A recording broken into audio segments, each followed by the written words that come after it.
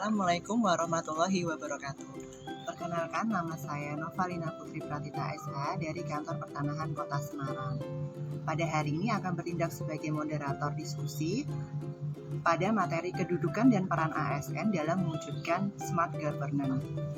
Agenda diskusi kita kali ini ada 4, yaitu yang pertama ada perkenalan, kemudian ada penayangan video, kemudian diskusi, dan yang terakhir adalah penutup. Dimulai dengan perkenalan terlebih dahulu. Di sini ada Diah Lia Meeting SH dari Kantor Pertanahan Kabupaten Poso. Kemudian ada Galih Rahmawati SH dari Kantor Pertanahan Kabupaten Sukoharjo.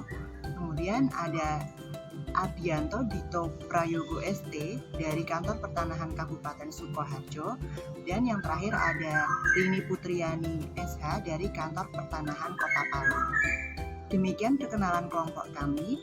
Selanjutnya mari kita melihat video mengenai praktek pelayanan pertanahan dalam lingkungan Kementerian ATR BPN.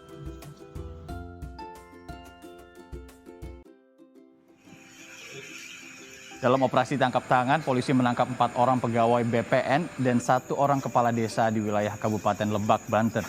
Selain OTT, polisi juga menggeledah 3 ruangan di kantor BPN Lebak. Dari hasil penggeledahan ditemukan sejumlah amplop berisi uang yang diduga merupakan hasil kejahatan. Polisi menyebut penangkapan dilakukan setelah adanya informasi mengenai BPN yang meminta dana lebih dalam pengurusan sertifikat hak milik. Kelima orang yang ditangkap saat ini masih diperiksa oleh Polda Banten.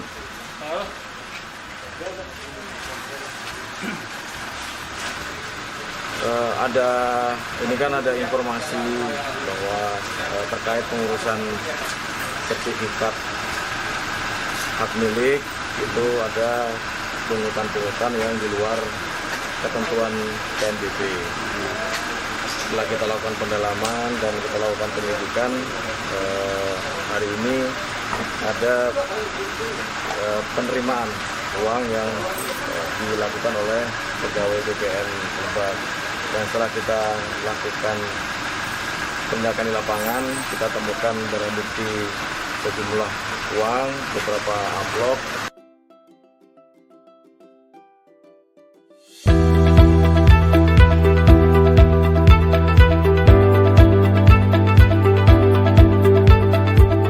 Pada kesempatan yang berbahagia ini tentu saya sangat senang, sangat bergembira sekali.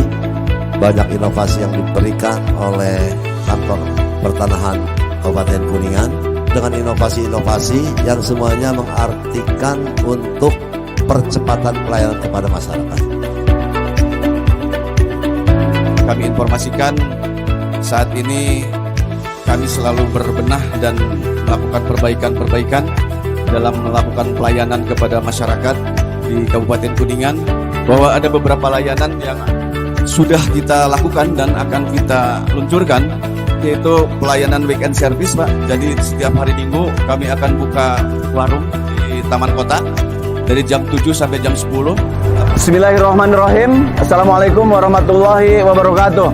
Saya Surahman, Kepala Kantor Pertanahan Kabupaten Kuningan, menyambut baik dengan dimulainya pembukaan Car Free Day di Taman Kota Kabupaten Kuningan. Semoga layanan Larasita Weekend Service Kantor Pertanahan Kabupaten Kuningan memberikan manfaat untuk masyarakat Kabupaten Kuningan. Terima kasih.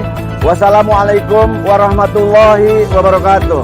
Kemudian juga ada layanan Larasita, layanan rakyat untuk sertifikasi tanah. Kami akan buka warung juga di desa-desa atau kecamatan yang jauh dari pusat pemerintahan. Baru mau berjalan juga ini tentang pembayaran PNBP melalui QRIS. Kami kerjasama dengan BRI. Kemudian yang sudah berjalan, kita ada Bupati Kuningan, itu antar sertifikat sewilayah Kuningan, Pak.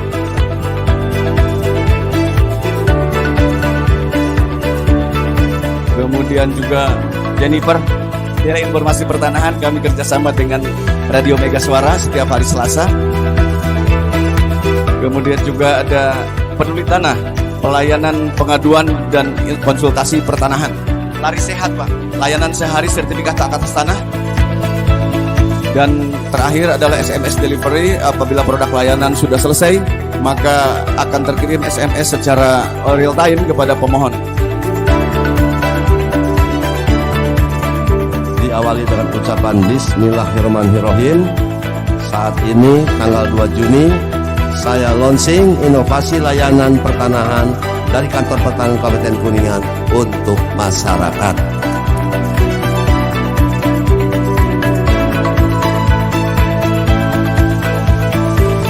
Mudah-mudahan kita selalu bersinergi dan selalu memberikan pelayanan yang terbaik kepada masyarakat Kabupaten Kuningan. Kementerian ATR BPN melayani profesional terpercaya. Baik, setelah menyaksikan video tersebut, kita memasuki agenda selanjutnya yaitu diskusi. Di sini apakah ada yang ingin membahas tentang video tersebut? Boleh di-open mic-nya. Baik, kami ucapkan terima kasih kepada moderator. Setelah kita menonton bersama video bad practice tadi, video ini mencerminkan seorang oknum ASN yang sedang mencederai nama baik lembaga dan juga nama baik ASN. Nah, jika pandangan saya jika dikaji dari pelanggaran konsep manajemen ASN, yaitu yang pertama mengenai pengembangan karir. Seorang ASN harusnya mengembangkan karirnya dengan mempertimbangkan integritas dan moralitasnya. Nah, integritas sebagaimana diukur dari pertama kejujurannya, kemudian kepatuhannya terhadap ketentuan perundang-undangan, kemampuannya bekerja sama, dan pengabdiannya kepada masyarakat, bangsa, dan negara. Moralitas dapat diukur dari penerapan dan pengalamannya dalam menerapkan nilai etika agama, budaya, dan sosial kemasyarakatan. Pelanggaran yang dilakukan oleh oknum pegawai BPN ini yang ada di Lebak berdampak besar pada pola karirnya dan juga promosi jabatannya dan sebagainya. Kemudian yang kedua, oknum ASN ini tentunya tidak mencerminkan seorang ASN yang profesional, yang memiliki nilai dasar etika profesi, bebas dari intervensi politik, dan tentunya bersih dari KKN. Yang ketiga, apa yang dilakukan oleh oknum ASN BPN ini bertentangan dengan asas manajemen ASN, yaitu akuntabilitas. Kemudian juga melanggar kewajiban sebagai ASN sebagaimana tertuang dalam Pasal 5 ayat 2 Undang-Undang Nomor 5 Tahun 2014 tentang Aparatur Sipil Negara, yaitu mengenai pertama, melaksanakan tugasnya dengan jujur, bertanggung jawab, dan berintegritas tinggi. Yang kedua, melaksanakan tugas sesuai dengan ketentuan peraturan perundang-undangan. Dan yang ketiga, memegang teguh nilai dasar ASN. Oke, mungkin sekian tanggapan saya. Waktu selanjutnya saya kembalikan kepada moderator. Terima kasih. Ya, baik. Terima kasih Mbak Lia atas pendapatnya. Selanjutnya ada lagi mungkin yang mau menambahkan? Izin Mbak Novelina, saya ingin menambahkan. Di sini saya mau menganalisis isunya menggunakan metode Fishbone, di mana metode Fishbone ini dapat mengidentifikasi berbagai sebab potensial dari suatu efek atau masalah dan menganalisis masalah tersebut melalui sesi brainstorming. Masalah akan dipecah menjadi sejumlah kategori yang berkaitan. Di sini saya menggunakan kategori 5S, yaitu surrounding, suppliers, system, skills, dan safety. Di sini suppliers yang saya maksud yaitu pemohon yang menginginkan jalan pintas. Lalu surroundingnya, budaya memberikan tanda terima kasih. Sistemnya, pemohon dapat berhubungan langsung dengan pegawai BPN. Ini sangat memungkinkan untuk terjadinya pungli. Lalu skillsnya, yaitu dari sisi moral yang kurang baik dan tidak menerapkan core value berakhlak. Untuk segi safety, ini karena lemahnya pengawasan, jadi memungkinkan adanya pungutan liar. Itu pendapat saya, terima kasih. Baik, terima kasih Mbak Gali atas penjelasannya mengenai tadi ada teknik analisis isu Fishbone-nya.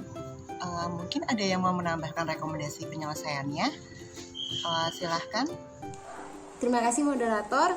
Baik, saya sebagai ASN secara pribadi sangat merasa miris dengan ditangkapnya oknum ASN yang memilih untuk meminta uang tambahan untuk menerbitkan sertifikat hak milik yang mana padahal itu sendiri adalah kewajibannya alias tupoksi kerjanya.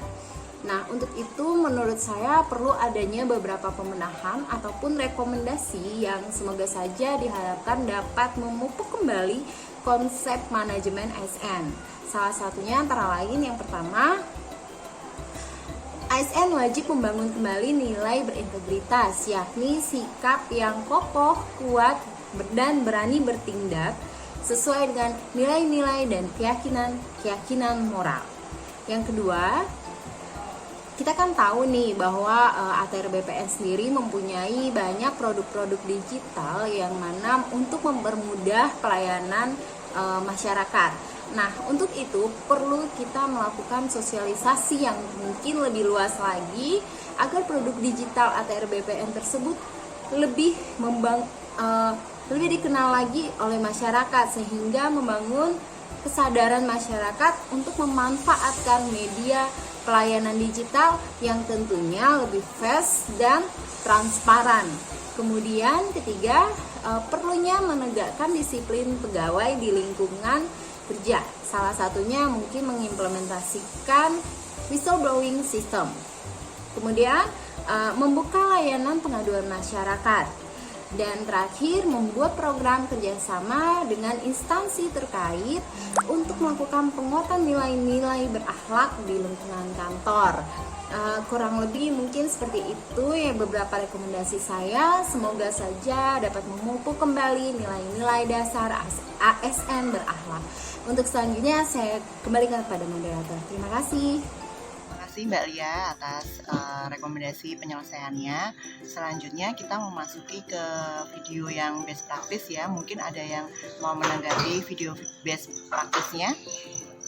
Selanjutnya tanggapan saya mengenai manajemen ASN pada video best practice adalah terlihat bahwa Kantah Kabupaten Kuningan memiliki terobosan-terobosan atau inovasi untuk memenuhi kebutuhan masyarakat. Seperti yang pertama, mengadakan weekend service, yang kedua adalah Larasita atau layanan rakyat untuk desa yang jauh, yang ketiga adalah Kupat Kuningan atau program pengantaran sertifikat di seluruh wilayah Kuningan, yang keempat adalah pembayaran PNBP melalui QRIS BRI, yang kelima adalah Lari Sehat atau layanan sehari sertifikat hak atas tanah.